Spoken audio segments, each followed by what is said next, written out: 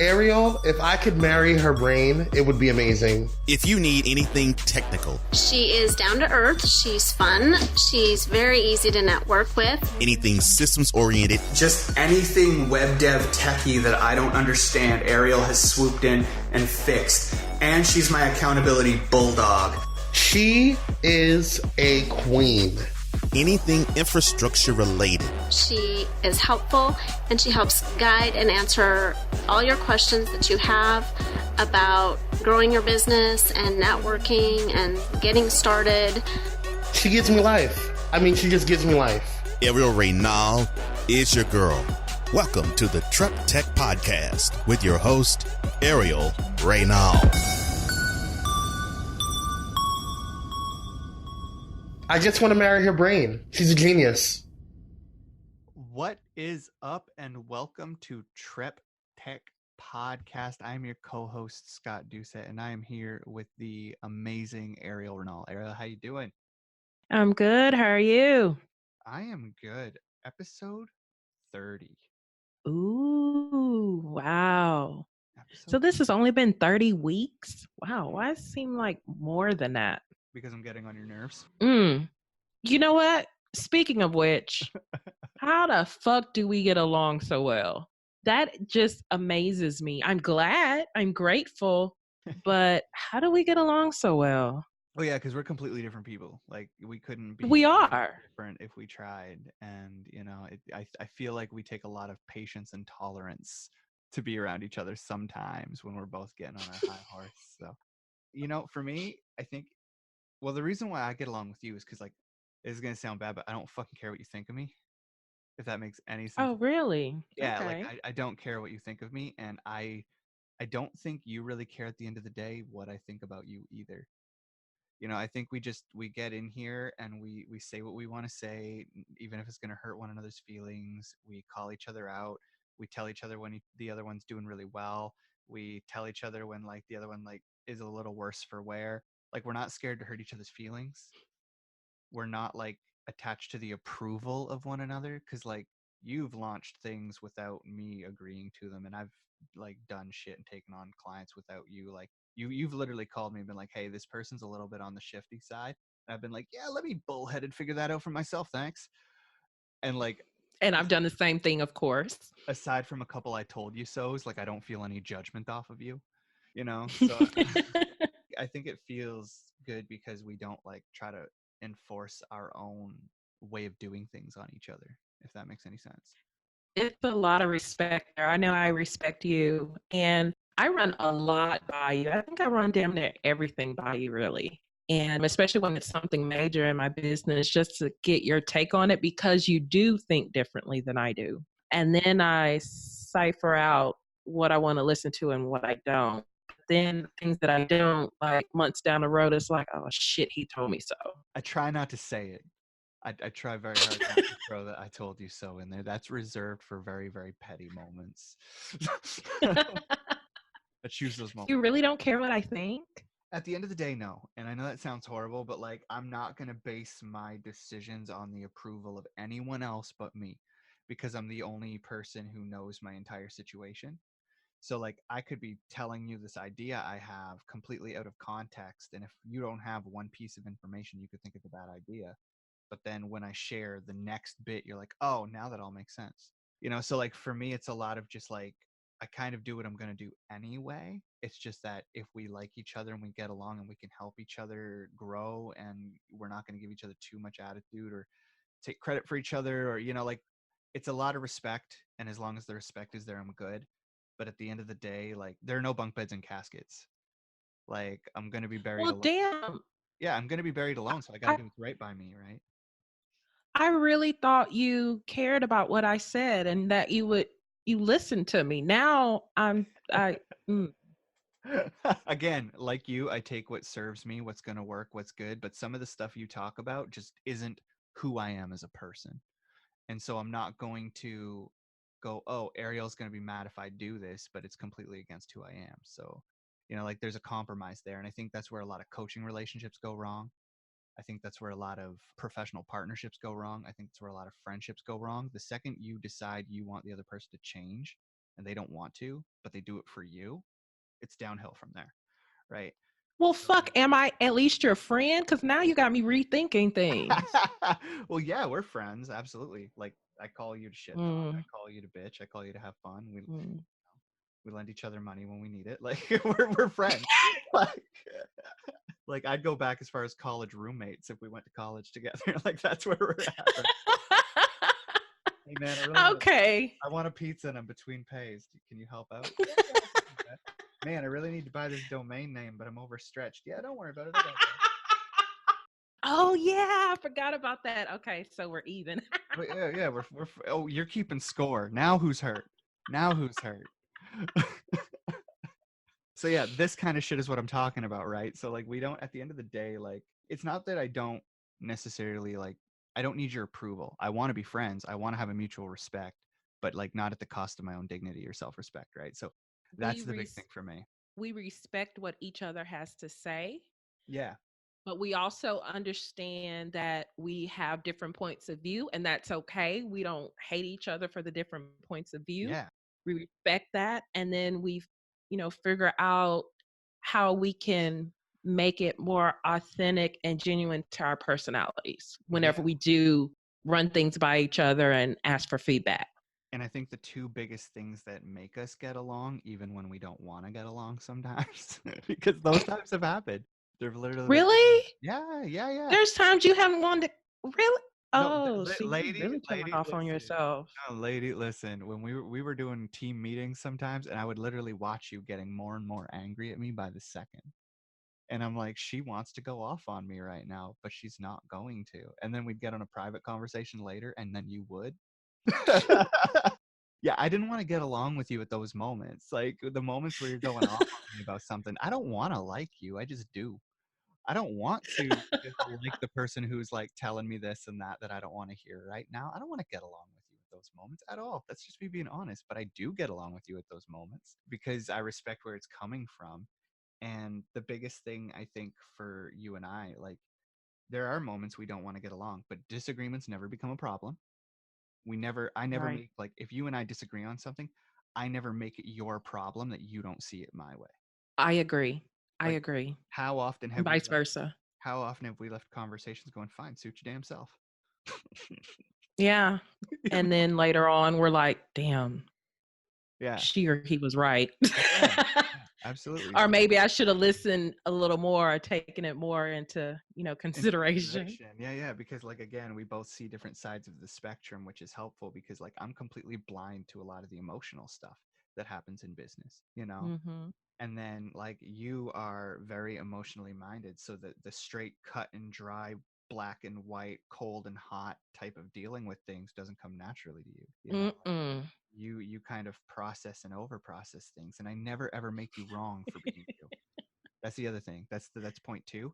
You've never once made me wrong for being a cold ass cutthroat. Not once. You laugh about it. You get a kick out of it. Yeah. And I have never ever made you wrong about being like an emotional person who takes their time and makes sure, everyone's, their hearts are taken care of and their minds and, and all that. Like, I've never made you wrong for that because personally I get a kick out of it. I think it's, one, very kind of you, but two, when you've like had it up to your eyeballs with people who you're trying to take care of who aren't listening to you and you're frustrated, I kick back and giggle about it because, suit your damn self. Like, and that's the thing, is like, it's all just fun and games for me. Like, we're having fun doing this. So like, we match in all the right places, I think, Which is awesome. I mean, I really, really, really do value the relationship, the friendship that we have. So I want you to know that. That's a little mushy. I won't ever say that again. So good thing we're recording this so you can play that back for yourself. Yeah, you will say it again. Trust me. So speaking of which, I know in the last episode, we talked about a video that you had posted in the TrepTECH Collaborative Facebook group. Yeah.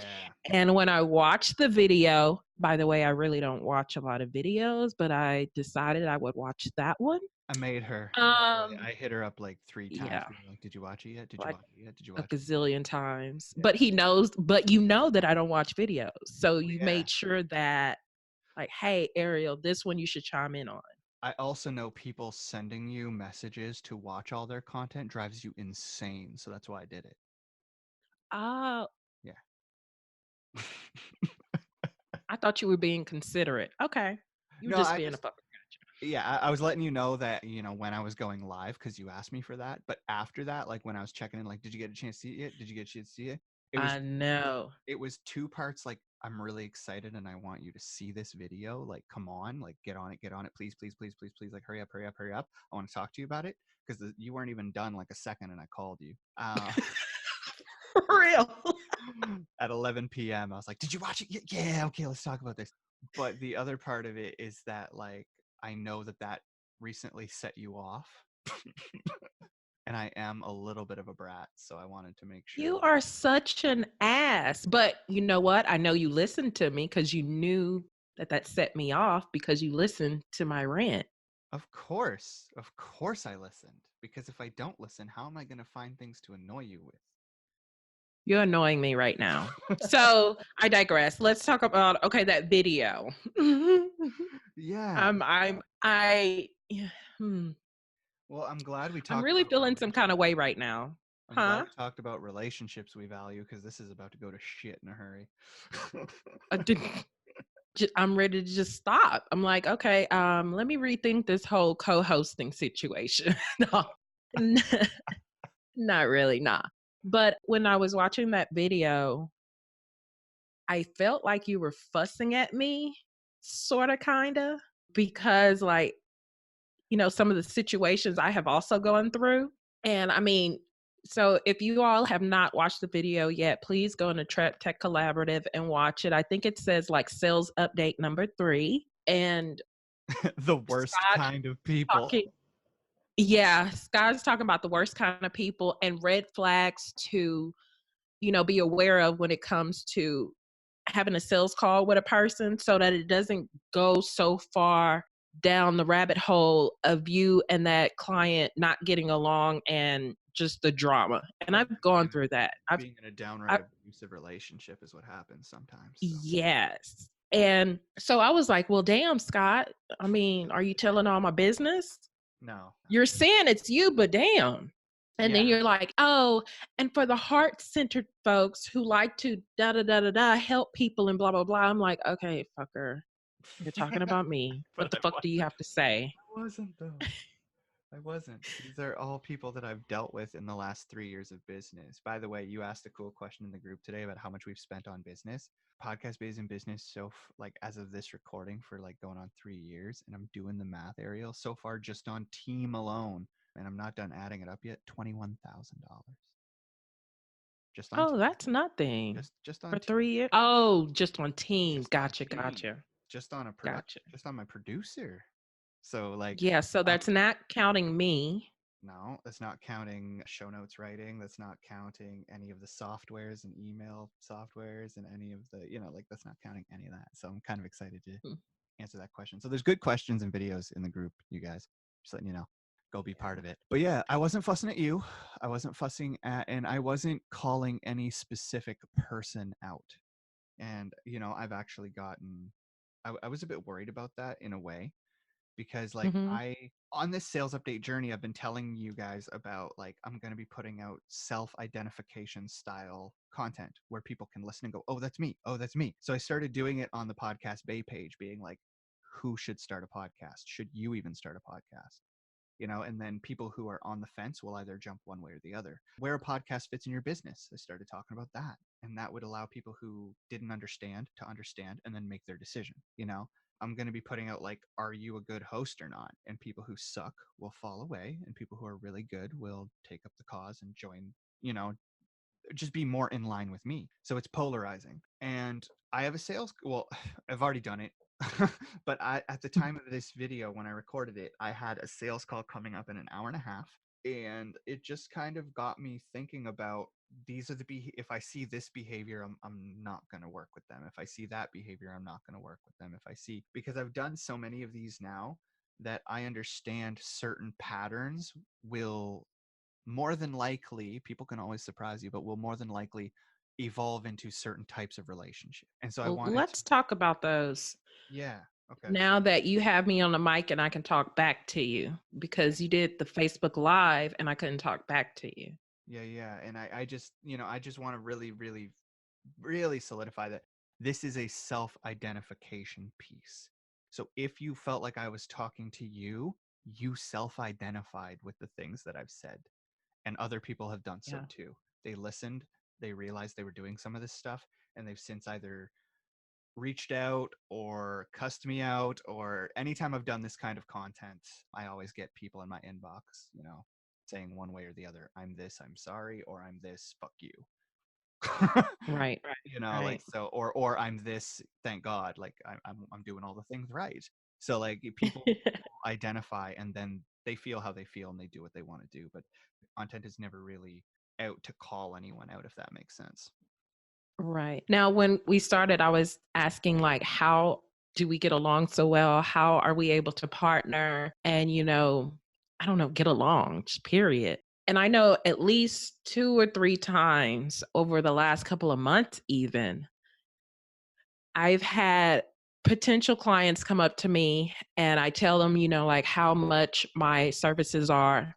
And then they throw out this whole partnership possibility situation. I want you to talk about that here so our audience can hear about it, because the things that you said were so important. And I don't know why I know why, because I always see the good in people. I see the potential, the good in people, and I always try to meet people where they are.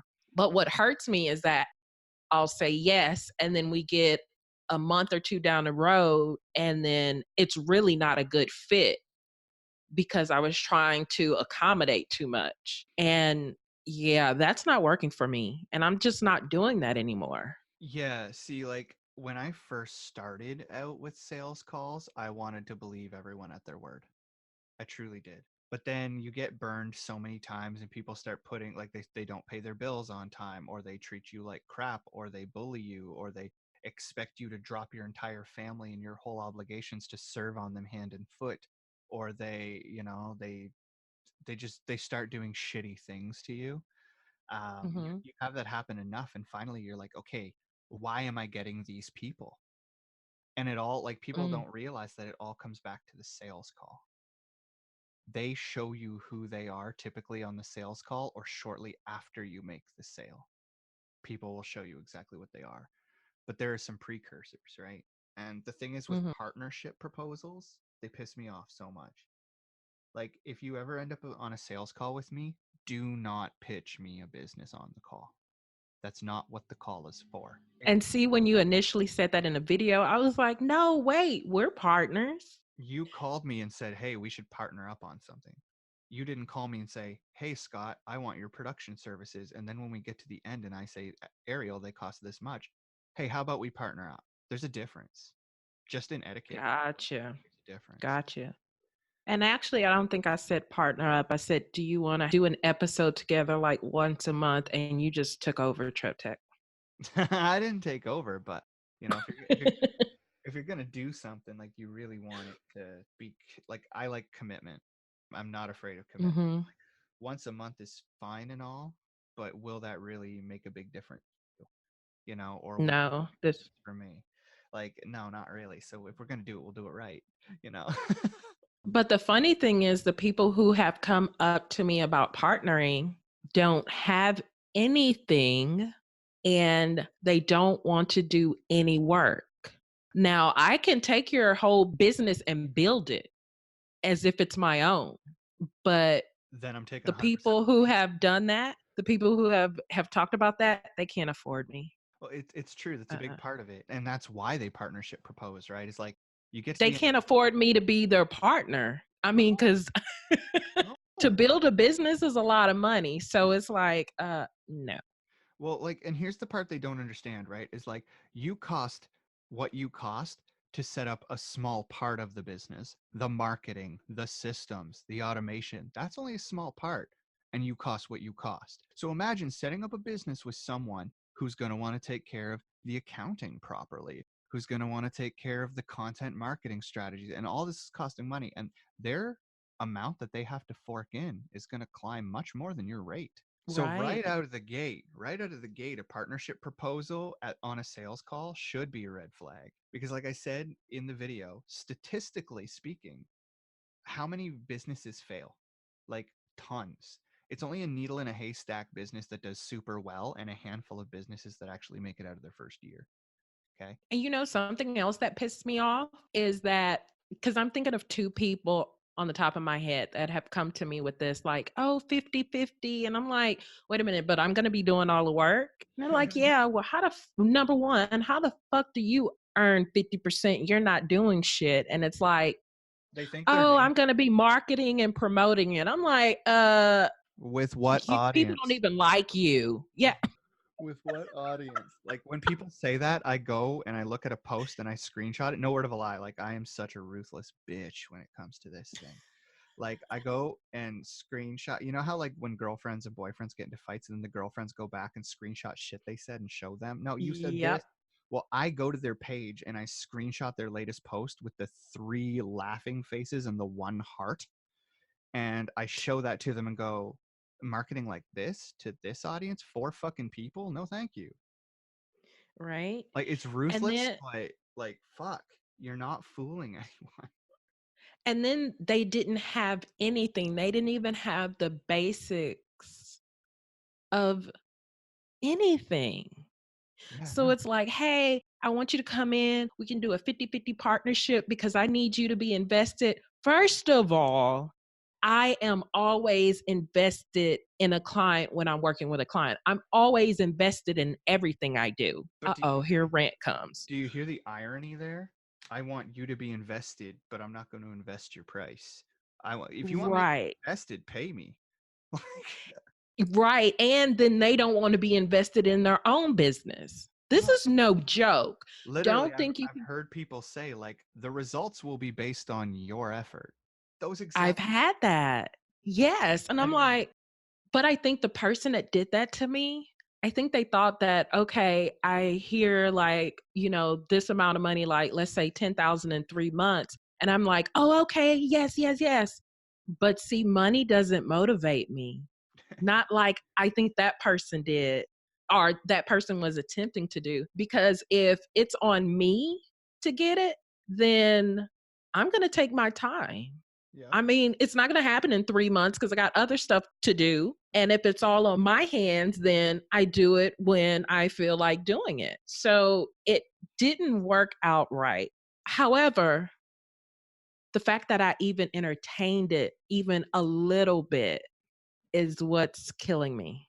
Well, and here's the thing with partnership proposals, and like there's a lot of other red flags that you got to watch out for, and maybe we can talk about those another time. But the thing with partnership proposals, and this is the way I've always seen it, okay, think about the times in your life that you have partnered with other people for any reason at all. It's typically because they have skills that you need, you have skills that they need, and you both want to work together for some big common goal. Okay. That doesn't fucking happen in 15 minutes on a sales call. It doesn't fucking happen in 15 minutes on a sales call where a person goes, you know what? We have the tenure, we have the time together. I know all of your skills. You know all of my strengths and weaknesses. We should start a business together that may or may not make it out of its first year, complete stranger. True. Gotcha. No, and so like if you want someone to invest in a partnership with you, here's how it typically works. You work together in some capacity or you know each other for fucking ever. And then you go in on something that you're both super passionate about. Don't come to me with some selling sunglasses out of a kiosk shit. Like, or, let's set up a drop shipping shop for blank, or let's fucking, like whatever the business is. And I get pitched all kinds of them. Well, not as much anymore because I'm starting to put out content like this that tells people to fuck off about it. But like partnership people, when you partnered in high school, everybody work in a group. There was always one partner that did the lifting and one that did nothing. So if someone's looking to partner with you, it could be that person. It could be the person who wants to do nothing, and they will give themselves. And that's what I'm getting. Yeah, they'll give themselves away by saying like the success will depend on your effort. The success will depend on you. How fast we rise is up to you. How well we do is up to you. How often have you heard that in a multi-level marketing speech?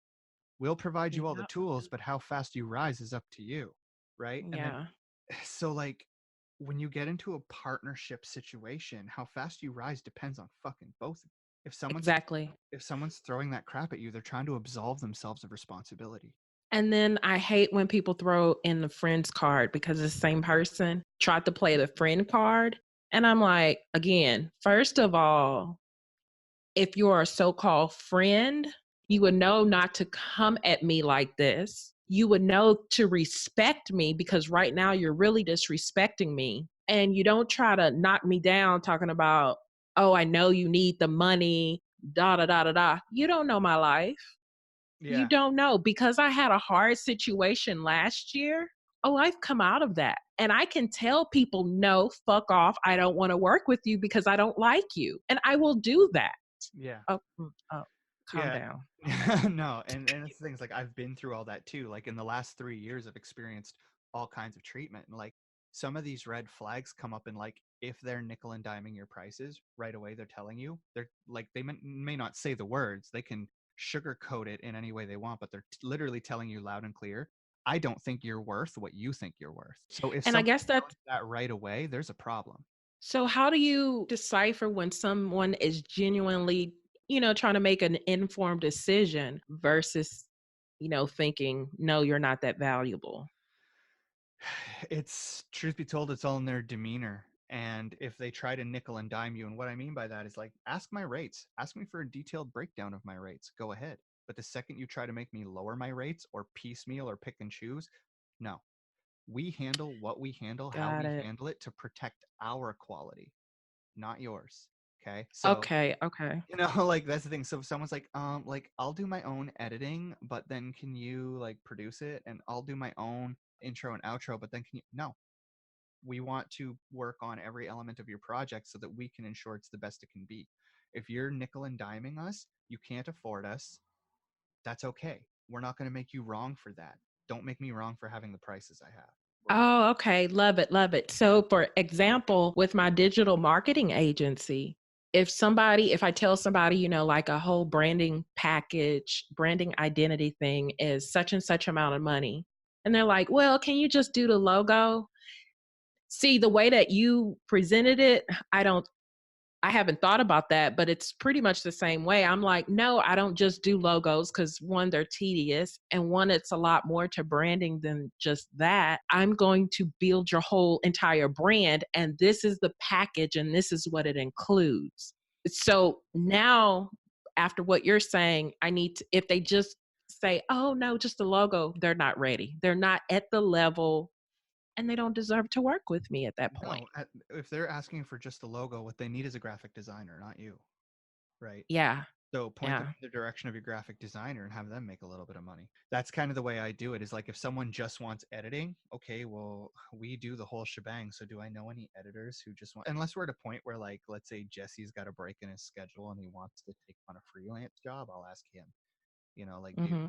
do you have space for an editing job? And 9 times out of 10, he'll say yes. But if he doesn't, I'll find some outside person to do it and I'll hand them the money because like, I'm not an editor. That's not what I do. It's a small tiny part of what I do, but I'm not gonna like throw away time that I could be working on $1,000 a month project for like a $50 edit job. No, thank you. Damn, that's it. Exactly. So Exactly. but if that's assuming someone's honest and just wants the logo and that's it. But it's like where I have my issue is like, yeah, I want all of the, like, I want the whole $1,000 package, Scott. I think it's phenomenal. I know you guys do production, you do editing, you do show notes, you do this, you do that. But what if my show notes aren't 300 words? What if I only need them to be like 2 lines? Can you give me a cut on the price? Or what if I handle my own editing but you guys do the production? Can you take that first 500 and make that less? Or what if I handle the branding thing and I send you guys a template and you just put the imagery on that? And like it's just like, okay, you're literally Mm. you're just not at the level, mate, and you're trying to tell me that, like, I literally had a guy on a call tell me it only takes like 6 minutes total to upload an episode into Libsyn, so that shouldn't be worth that. Well, then why was he even on the call with you? And that, like, I took me everything I had not to, like, in the email back to him, I said, get a VA to handle it then, because Yeah. you don't need a specialist to do this. If all, But if you want to, ooh. I was like, if you want to nickel and dime me, just pay for the editing part, the part that my specialty requires, and Mm-hmm. hire a VA to do the rest, and just split your focus. We do it all. But you know what? Usually they'll come back and they're upset because the VA or whoever they hired didn't do a quality job. Well, yeah, because So they they don't end know. up back in our laps anyway. And it's They like, do. well, damn. It's because the VA doesn't know the ins and outs of Libsyn. The VA doesn't know the ins and outs of iTunes. The VA doesn't know what to do if on a Friday morning at 2 a.m. something didn't go right, things didn't upload. What now, VA? So they Mm-hmm. end up back in Mm-hmm. my lap anyway, because there's a crisis now, or something wasn't done right, or their ranking sucks, or their listenership sucks, and they need my help. Right. So like there's this whole big undervaluing thing that happens. But the second someone shows you they undervalue you by nickel and diming you and trying to negotiate like that, that is a gateway to a lot of other things. It really is. It really is. Anybody that's listening to this, don't do it. Learn from my mistakes, please. And if you need to be coached through it for your specific situation, hit me or Scott up. I'm telling you, don't do it. Because like seriously, especially the TrepTECH Collaborative people, if you're going to be getting on sales calls, I'd rather see you get on calls with people you love than people who disrespect you. Because like off of a nickel and diming scenario, or off of a scenario where someone said, oh, our messages are so aligned, we should collaborate, or off of those things, I have met the biggest leeches and bloodsuckers in my life. They want all of your time. They don't respect that you have a life. They call you names like nag, slave driver, because they're not getting you work when you say you need it. And then they'll get it to you last minute and expect you to turn it around in 12 hours or less. They want you to Mm-hmm. literally go watch and listen to and read every fucking piece of content they do. I had one person want me to literally feed them a content map, give them everything they're going to be talking about for the next year, because I understand how this stuff works and they don't know. You're in charge of your own content when you come to me, right? Like I've had people literally like verbally abuse me. I've had people ask me to do illegal things because they couldn't be bothered to open up their iTunes. Oh, wow. Like they wanted me to hack their iTunes or communicate with Apple pretending to be them and try to get into their account. Like they wanted me to commit fraud on their behalf. That's just going against values Yeah, altogether. I've had people reach out to me and try to use my music licensing accounts to buy royalty-free music so that they wouldn't have to, Wow. after firing me Mm. because I wouldn't do shifty shit for them. And I'm all about collaborating and, finding the loopholes and helping people out. But there's a line that a lot of people tend to cross, especially for people who are caring like me. And so that's why I run a lot of things by you, because you'll call out the bullshit real quick. Well, yeah, because I don't want to see people get hurt anymore. Like, and the thing is, like, if they come to you and they don't work with you, they're ultimately going to go work with someone else and hurt someone else. And that's true. And a lot of us like take the fall because we don't want them hurting other people. But the Yeah. biggest thing that I do is like, I just put an education piece. Hi, this makes you a shitty person. Stop. You know? Yeah. And Yes. they won't. They will continue the ripple effect. But the other part of it too, the flip side of that is like, you're working with amazing people. And if you didn't do this, who would they go to? Potentially someone who would hurt them. Right. So, Right. like, Right. it's tricky, but you can pretty much tell when someone respects you right away. And anyone who would ask you to do something that goes against your values, anyone who would ask you to do something that puts your family, in any kind of duress. So, like, basically anything that you would not ask someone else to do, you probably shouldn't let someone ask of you to do. And if someone, because Ooh. I know this is tricky, because like some people don't mind yelling at people, some people really do mind being yelled at, and some people No, don't. we ain't fucking doing that over here. Yeah, some people don't mind I'm being not in the military anymore. right, right. So that kind of thing, right? Like I've had people call me names and I've replied back with, that's not how I do things. It might be fun for you, like real palsy, to slap someone on the shoulder and call them a nag. I'm nagging you because you're not getting your shit to me. correct the behavior. Right. Don't call me names. You know, like, so a lot of people don't realize that that shit's touchy for me. And so a big part of that is communicating it clearly. But how do you avoid it? You pay attention in the sales call. People will show you that they're disrespecting you. And anytime Yeah. they're asking you to give them a freebie or compromise on your price, those are clear indicators that those people are going to continue to try to get you to do more for less during the actual relationship. And you know what happens to me now? Like my body, my energy absorbs that. And I can tell when it's not a good client because I begin to hurt. Your Like I intuition fires literally off. physically hurt. And I'm like, oh no, I got to drop this person because it is messing up all of my chi, chakras, what the fuck ever it is. And I mean, it's not worth it because like you said, if you get into that relationship, it's just going to be worse. They're going to keep trying you over and over again. And it's just not fun. And so you're to the point where you're just angry and irritable and you can't serve your other clients properly. Well, that's just it. Some of these people treat you like you don't have other clients. They want you to literally be there for them at their beck and call all the time for I $300 a month.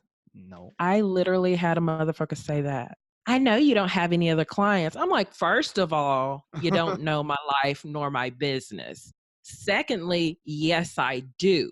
Yeah. And thirdly, don't tell me how to run my business. You can't tell me how to run my business. You can't even fucking run your own. You don't even have one. So either you respect the value that I offer or you go somewhere else. And then somebody tried to threaten that. They were like, well, maybe this just isn't going to be a good fit and maybe I should hire someone else. I said, okay, bye. Do that. Yeah. I said, but first of all, find somebody worth their weight in gold that offers the customer service, the friendship, the value, the skills, the talents, the collaboration, and all of the stuff that I do at the price that I do. You're not. So yeah, bye. Go do that and let me know how that works for you. And I'm not being cocky, but at that point, that person I was angry because like you said, they got abusive and wanted me to be at a beck and call and stuff. And I'm like, no, if I like you, you don't even have to ask. I'll go out of my way above and beyond. And it's to show my appreciation for you. But if you can't even appreciate the little things that I do, the free things I send your way or whatever, you think you're just going to abuse me? No. So the way I look at that is if you want a servant, like a full-time servant, $500 a month ain't going to cut it. My rates went way the fuck up. And I hope you make a multiple six figures because I'm worth quite exactly. You know, the other part of it is like, I look at it in terms of like, have you ever been in a relationship where the person disrespects you on the first date? And then that disrespect and it's just a small thing, like this tiny little thing. Like you have a disagreement and they say something that rubs you the wrong way, or they ask you like, you're like, so I've got this friend that I want to go out with and it happens to be a guy. And they're like, oh no, you're not allowed to have any more guy friends, you know, or those types of things. Those are, I'm insecure. I've got some shit wrong with me, but I'm going to take it out on you type shit. It's a control thing, right? And so this sales calls is the same thing. With sales calls, when you go and you say your price, anything but send me an email and tell me how to sign up, or that sounds great, I'm going to do it. Anything that is not that, you probably don't want to push this person because you either don't want to work with them or they're not ready for you yet. The ones who are ready will come back. The ones who really will put you through hell will try to continue to work with you anyway, even though they don't like your pricing. And it always comes out in the price. People's who they really are comes out in that pricing talk. And you mentioned relationships, like going out on the first date. And the other day when I was looking back, I'm like, oh my goodness. So I've noticed the red flags when it comes to my personal relationships, my intimate relationships, because I've gone through that, narcissistic abuse, all of that. And then the other day I'm like, well, fuck, I just fell for it in my business. Yep. It's the same thing when those red flags come up, when somebody tries to tell me how to run my business or when they try to just be an ass. No, I need to tell them no and walk away because I'm not the one. They're not ready to be in a relationship with me. They don't deserve to be in a relationship with me. And business is a relationship, and they just don't deserve my time.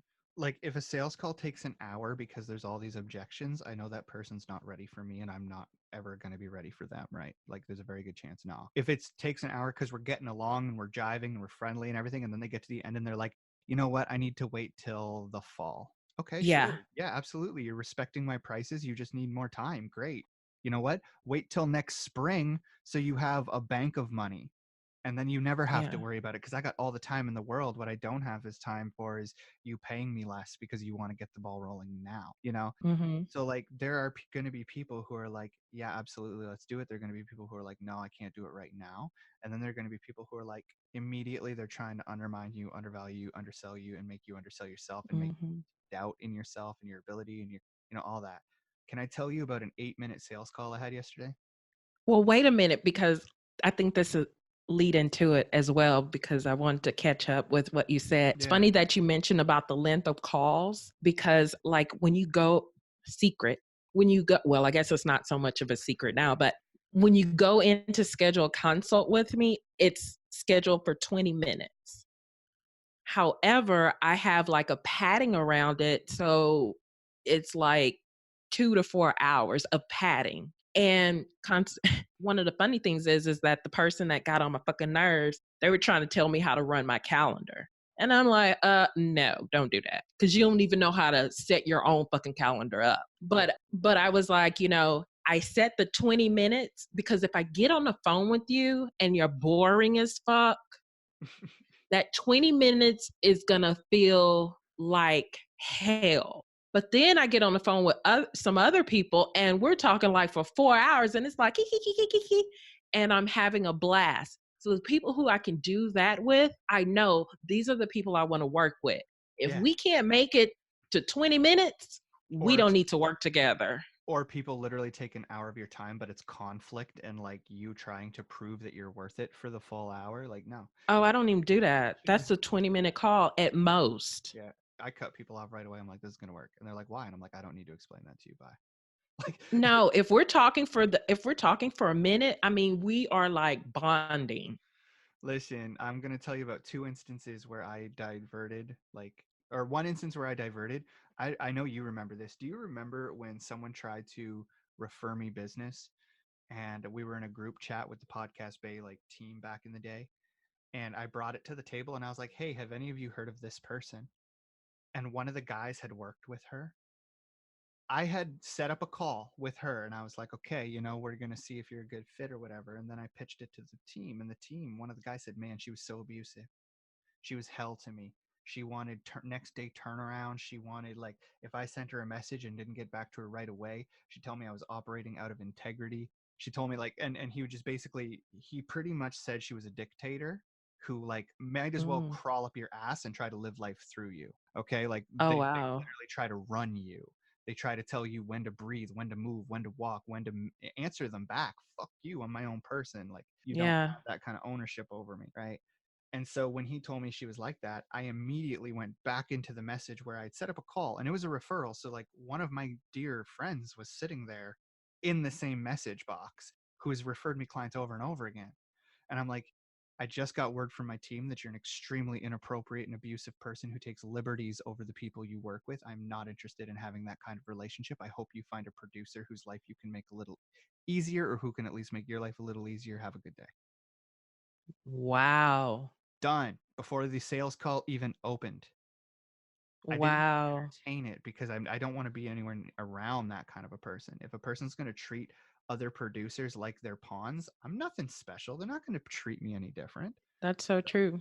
And literally my friend afterwards said, I thought you'd be the person who could actually handle her.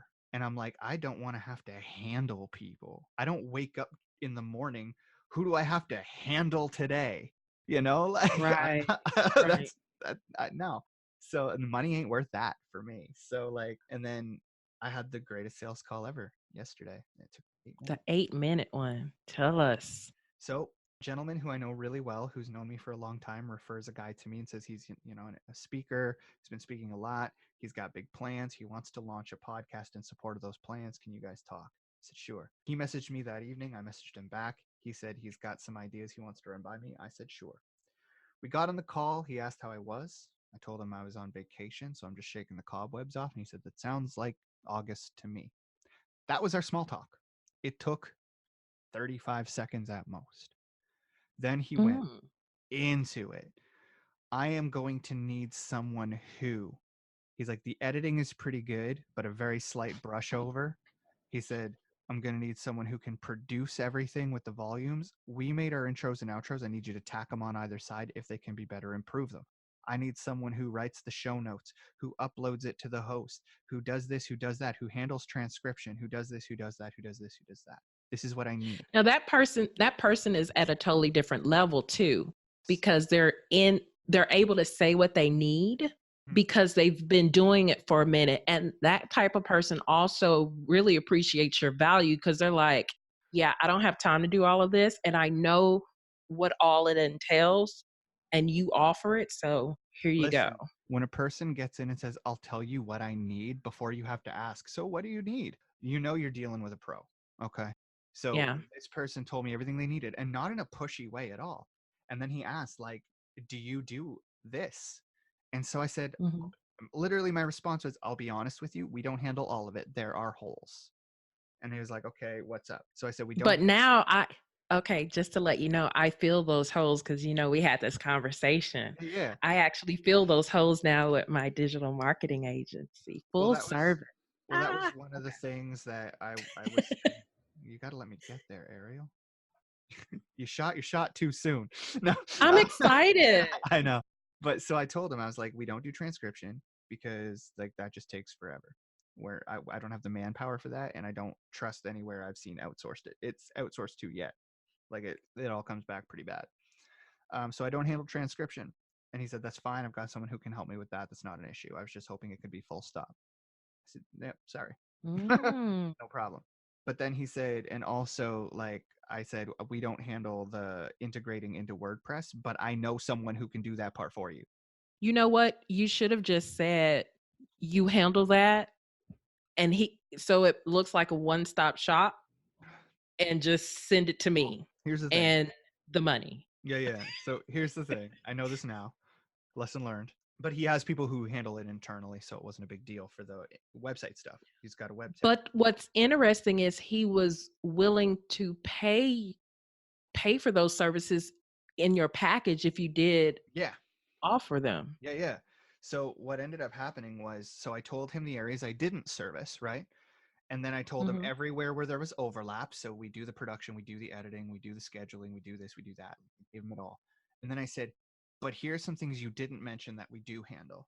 We do episode graphics for every episode. You give us the template you want us to work on. We'll resize it. And week after week, we'll pop a new episode title on it. And we do audiograms for Instagram and Facebook. So the little sound wavy things with the captions, yeah, we do those. Is that something you're going to be interested in having? And he went, you know what? The more of my marketing material you can handle, the better. I'm going to step away from that too. That'd be great. What are your costs? I gave him my 3 tiers, my editing only tier, my editing show notes and uploading tier, and then the one that handles all the graphical stuff. And he immediately said, like, I'm going to pay you your highest rate. Can you send me an email and I'll let you know. Oh gosh, love it. Congratulations. Love it. It's been my fastest sales call to date. And yeah, it's been wicked quick. Like it's been good. And the thing is like, he didn't tell me, no, that's not worth that. Or no, you don't do everything I need you to do. So I'm going to keep looking. Like he was willing to actually work with me, you know, and he wasn't like, well, since you don't do this, can you discount? Yeah. Can you take some off the top or something? Yeah. Literally, he was like, yeah, no problem. I'm going to need your most expensive package. But that's also knowing who you're targeting, especially when it comes, like your business has a target audience and an ideal client, but also each product may have it as well. So I know when we were talking, when I was venting to you about, you know, the clients I've dealt with since you were on vacation. So I blame you because you were on vacation. And the whole digital market. Huh? I said, blame your vetting system. Your vetting system is a vacation. You. And then I was talking to you about the digital marketing agency and all of those services and stuff. And, you gave me your 2 cents. And I was like, you know what? The problem is, the reason why I'm so scared is because I have to present this to a certain market and they'll be all over that. Yep. This other market, I have other things for them, like as they build, as they become pros, as they build their business and stuff. And the people who will say yes in 8 minutes or less are the people who have gone through it and they know, okay, this is a one-stop shop for blog posts, content, digital advertising, web design, graphic design, listing, figuring out what's wrong with your website, figuring out how to make your brand more visible, just all of that stuff. They'll know, okay, yes, you're worth this amount. You're worth more than that. But hey, come on, just send me the payment link. Well, yeah, because like, no word of a lie, like I've had a single client, and I've had other clients invest a lot too, but I've had like one source invest over $20,000 in us so far. Like, right. So like, there are people out there who are willing to invest this. Why would I waste my time and respect it and love it and even partner with me after the fact to make more money together? Why would I waste my time on someone who thinks my show notes are too long, or that the 6 minutes for Libsyn is too much money? Like, Right. you're missing the bigger picture of who I do business with. Get out of here. So like, and a lot of people think that's cold. It's actually just me protecting myself at the end of the day. I don't want to deal with And people that's, who are going to hurt me. it's very important because that's why I come to you, because I'm like, I know Scott wouldn't put up with this bullshit. Let me run it by him and figure out how to position it, or, let me make sure I'm not overthinking something, or how can I see it from a different perspective? Because I know that is something that I have to work on is, I don't have to take everybody's bullshit. I don't have to take anybody's bullshit, really. You don't even have to take your own, to be honest with you. I know, right? And let me tell you, I have to have chit chats with myself. I'm like, damn, bitch, really? Yeah. Why are you overcomplicating things? The thing I've always thought is like, you undervalue yourself enough. Don't let anybody else do the same. So are you talking to me directly? No, right now? I was talking to myself, but you self-identified, right? But that's the thing, is like, I've always told myself, like, I wake up every day and I don't think I'm anything special ever to anyone, period. And so if anyone's going to make me feel even less than that, there's a serious problem with that person. To make someone who already doesn't feel great feel worse, that's an awful kind of person, right? So when you're out there and you quote a price, and like, again, compared to my peers who are at the same level of knowledge than me, I charge quite a bit less because of who I like to work with. I like to work with people who are new and exciting because they got all the big ideas. You work with people who are filthy rich and they're almost cookie cutter to the point of boring for me. Yes. So like, I like working at a certain middle ground where they're mature enough to understand that it takes investment, but still fun enough to want to try new things and be funny and silly and do things that aren't so corporate and dry. So it's a balance, and sometimes it works, sometimes it doesn't. But the second someone fucks me over about my price on the sales call, I know they're not for me. And that's always been the thing for me. This is about making money at the end of the day. Yes, it's about helping a lot of people, but it's mostly about putting food in my daughter's mouth and my wife's mouth and my own mouth. So if someone's going to tell me that my groceries are going to have to be a little less this month, but I still have to do the same amount of work, no. And as you say, for heart-centered people out there who are listening, remember, think of it this way. And Rolanda, who I absolutely adore, and thank you, Rolanda, because I know you're listening to this. She brought up this point as well. It's like, the more money you make, the more opportunities that become available to you, the more people you can help. And you setting your pricing at a certain level is the same as providing exceptional customer service to your clients. Because like, if you love to spoil your clients like I do, if you don't set the price correctly so that you can afford to spoil them, then you're doing them and yourself a disservice. And when she said that, I said, that is perfect, because I'm not money driven or motivated. It's opportunities and taking care of people. So yeah, I need to, put a certain price tag on it so that I can spoil my clients to the best of my ability, and that I don't have to worry about, oh, I only charge this so I can only put food on my table. No, when I have an abundance, then it's like I can put food on my table, I can hire somebody, put food on their table, and I can send somebody a surprise gift that puts food on their table, like some Omaha steaks or something. Yeah, and to the heart-centered point, don't let people guilt you into lowering your prices because they feel you're too Yeah. expensive. You'll be sensitive to that if you're heart-centered. Don't let Yeah. people make you sympathize into a lower price, okay? I've had people pull every card. My wife has cancer and I need to treat her. Then why the fuck are you paying a podcast producer? Okay? Yeah, you got other things to worry about. Yeah, you got bigger problems. Come back to me when things get better. Like, get back to me when you've got money that isn't supposed to go on treatment. People have been like, oh, I really thought we could work together. I thought we were like you were like my biz little brother, thought you were going to do it all for me. You know what? No, I've got an actual little brother who I would Or not. we're connected at the soul. Yeah. We have a soul connection. No, we don't. Like, if you want me to put in all this time and effort as your biz little brother so that you can milk money off of me, why don't I just go spend time with my real little brother or my real big sister and actually build like a family connection that's super important to me? Like, Yeah. they'll try to find ways to appeal to your sensitivities. They'll make themselves victims. They'll make you out to be not as special as you are, or they'll try to play on the relationship you have with them. Fucking Mm-hmm. run the other way, run. Because that is And just, that's con speak. That's heart-centered con speak for, I don't think I want to pay you. yeah. And that's why I have set up, because I know how I am and I know how I think. So I'm like, well, what if they genuinely cannot afford this right here? But that's why I have different price points. So I have free content that is the bomb diggity. And then I have stuff that's like $27 a month for those who are just getting started, still trying to get their feet wet, trying to figure out if they want to do this. And then I have a higher thing like my Emerge program, where But I work with you for a year to build your brand. And then I have my Done For You services, which goes into my digital marketing agency, which is at another level. So there's something for everybody. But here's the issue: is that person who contacts you about your marketing agency stuff, have you ever noticed they'll try to talk you down, but they'll never ever go buy your cheaper products ever. Yeah. Yeah. So like, that's Yeah. something to pay attention to too, is like, if you offer them a less expensive alternative and they won't take it, they're literally just trying to get something for nothing. Right. Right. And I've had that. Yeah, I've had that so happen. And I'm like, really? I So hope this has been helpful-ish.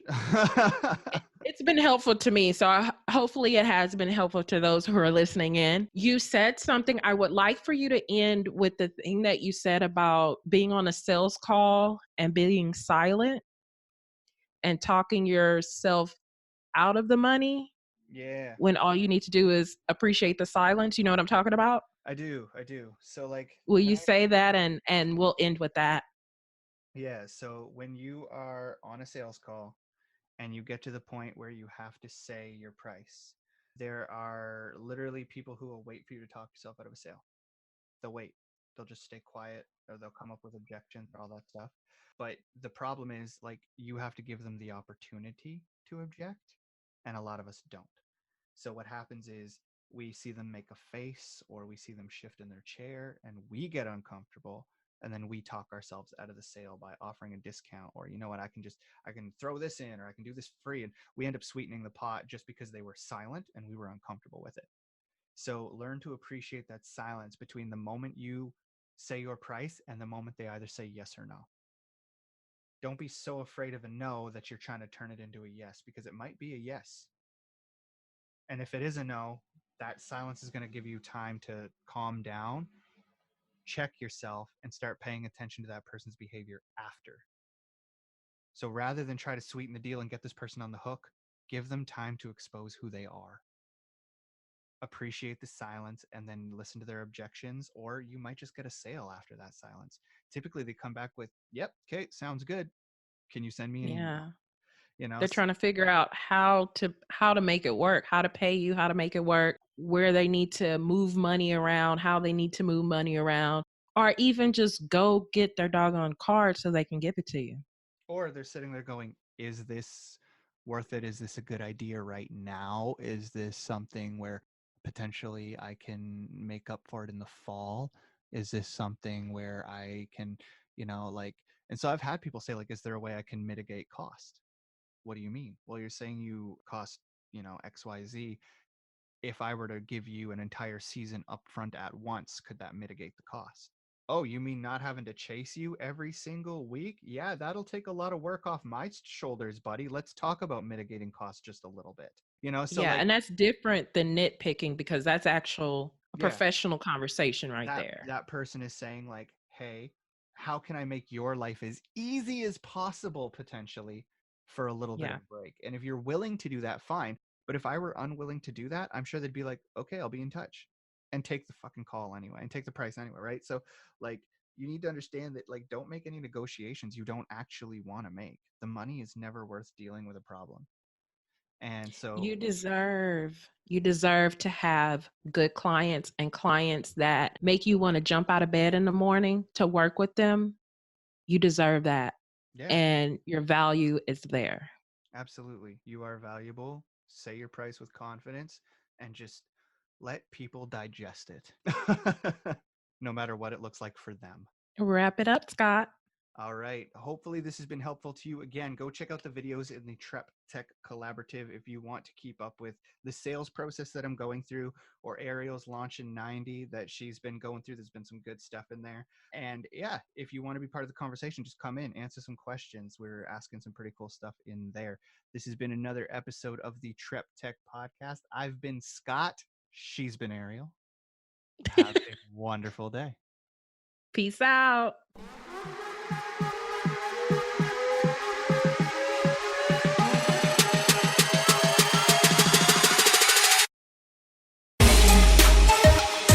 Thank you for tuning in to the TrepTECH Podcast. But if you like what you heard, go on to Apple Podcast and bring her a 5-star review. And also, if you want to check out her service while she transforms mindsets, navigating entrepreneurship, leveraging technology, building relationships while bridging the gap in your business, check out TrepTECHacademy.com. That's TrepTECHacademy.com.